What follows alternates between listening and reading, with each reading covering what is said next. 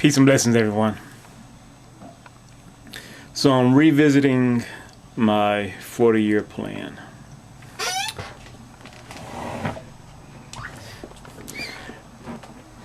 Now remember, my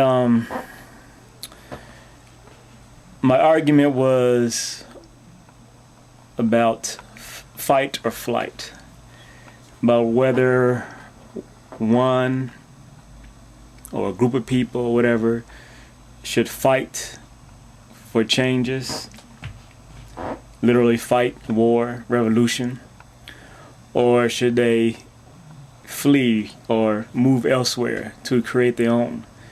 And I was believing that it's best just to move on and seek to create your own, to move away from war.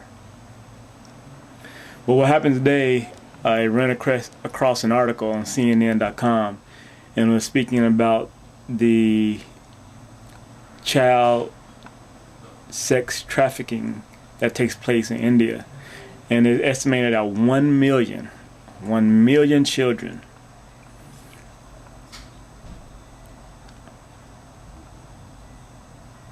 are exploited and abused within the sex exploitation ring. 1 million children. So what it led me to is going back to the fight or flight. And I asked about the justifications for fighting, whether it is justified to fight over an ideology, because really most of the time it's always ideology. You thinking somebody is doing wrong, somebody thinking they're doing right. Sometimes there's truth involved and sometimes there isn't. Sometimes the truth really goes counter to the need for war, and sometimes it doesn't. A lot of times it's just a subjective thing. Now, I believe that war is justified when someone needs to do so in the act of self-defense. So that being said, self-defense. What about the defense of others? What about the defense of the innocents? The collateral damage, if you will. If I find it more just to flee than to fight, remember I'm talking about physical fight, kill, to make a change.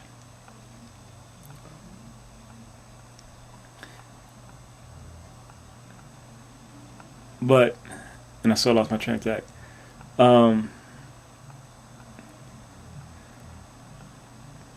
But I'm willing to do so to protect myself. What about the protection of others? Can I justify a revolution, a overthrow of the government for the sake of the innocents? And these would be children more so than anything else, because as I stated in a previous video, there are plenty of adults who get hurt as part of the system, and a lot of times they're, I don't know, I'll say brainwashed. It's my opinion. They aren't, they are, or they may not be. But the fact that they go along with a system that doesn't care about them, I believe you could hold that the truth is they are brainwashed. So is apathy a crime? Is apathy evil? So there are children being hurt, yet there's not enough being done about it. I'm sure there's something being done about it, but obviously it's not enough. If 1 million children are involved, then it's not enough. If one child was involved, then it's not enough. And we're not doing enough to do anything about it, to go beyond the things that we've been doing for years. And it speaks to any system that's currently placed around the globe, capitalism, whatever. We see the so-called benefits of capitalism, and we see what happens because of capitalism, the have-nots. Yet people still want to maintain a system, regardless.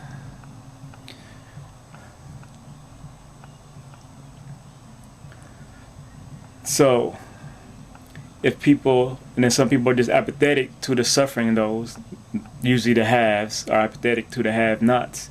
Those in power are apathetic to those who suffer. Thus, can I justify war against not only those who partake in the wrongdoing and evil, but those who just don't care? Can I justify that?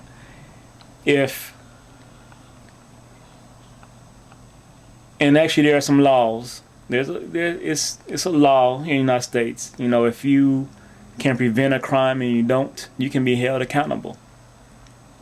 If you are aware of a child being abused and you do nothing to stop it, then you can be held accountable. So how far do we take that out?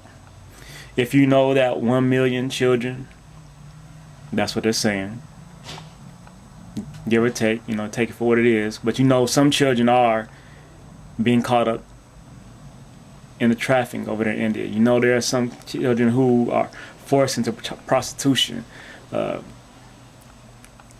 girls and boys, you know, the pedophilia, all that stuff. You know it's taking place, but you aren't doing anything to actively do anything about it, and aren't doing anything beyond what is presently being done that isn't working. Should I be going to war against you? Would I be justified in killing you as I would the person who is doing it, if it was to protect a child? If you were sitting there and you had a gun, and there was a man raping a 7-year-old child,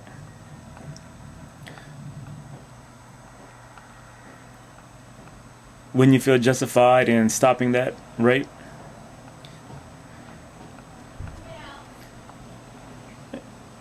Or how would you justify not doing anything about it? Well, let's say that you are one that doesn't believe in killing, so thus you won't want to shoot him, but you weren't strong enough to overpower him and stop him. So what would you do? Nothing? Would you just sit there with the gun and do nothing? Should you be held accountable for the fact that you wouldn't try anything, if you wouldn't go beyond what can be deemed your moral standards for the sake of another, to benefit another who is less capable to defend themselves than you? Should you be held accountable for that? Would it be justifiable to punish you the same as that man would be punished?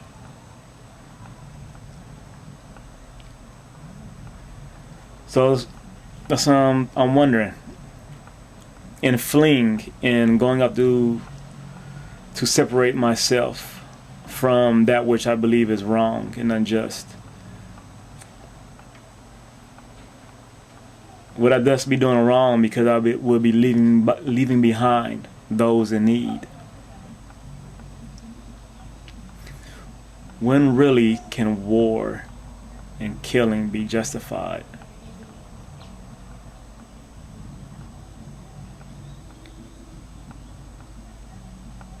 Who has the authority to make this justification?